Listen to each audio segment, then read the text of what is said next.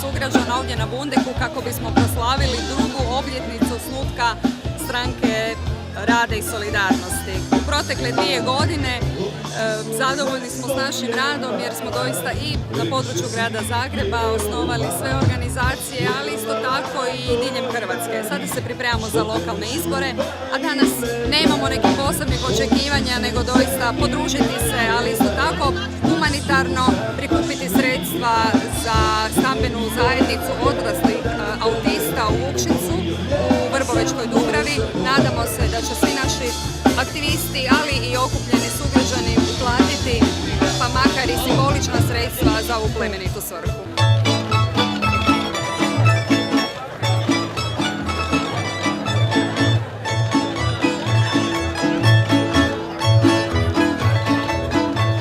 Danas na Bundeku demantiramo sve ankete i sve one koje misle da će biti neizvjesni izbori u gradu Zagrebu. Ovo pokazuje da i dalje pobjeda u gradu Zagrebu je zajamčena, da ćemo zajedno sa Bandićem i Zelena lista sa partnerima pobjediti na ovim izborima i da ćemo osvojiti i gradsku skupštinu i mandat gradonačelnika.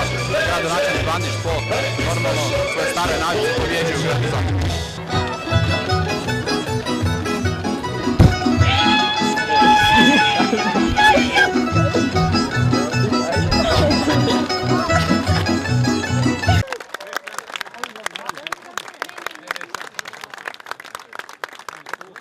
Ja sam sretan i ponosan što sam 74. došao u najljepši grad na svijetu.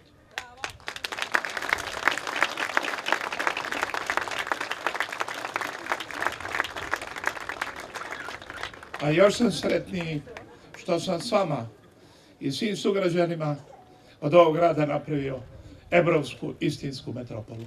Hvala vam na tome.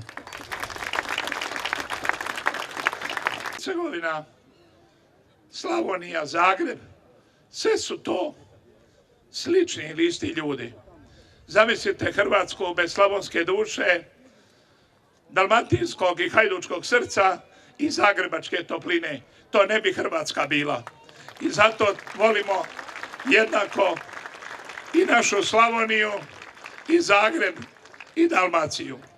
Nema mjesta u Hrvatskoj, a i Bosni i Hercegovini, gdje dođem da ne mi ne stisnu ruku, da popijemo kavu, da me niko ne čuva i kažu Bandiću dođi kod nas da malo napraviš reda. To je moj ponos i ja to živim i za to živim. Mi večeras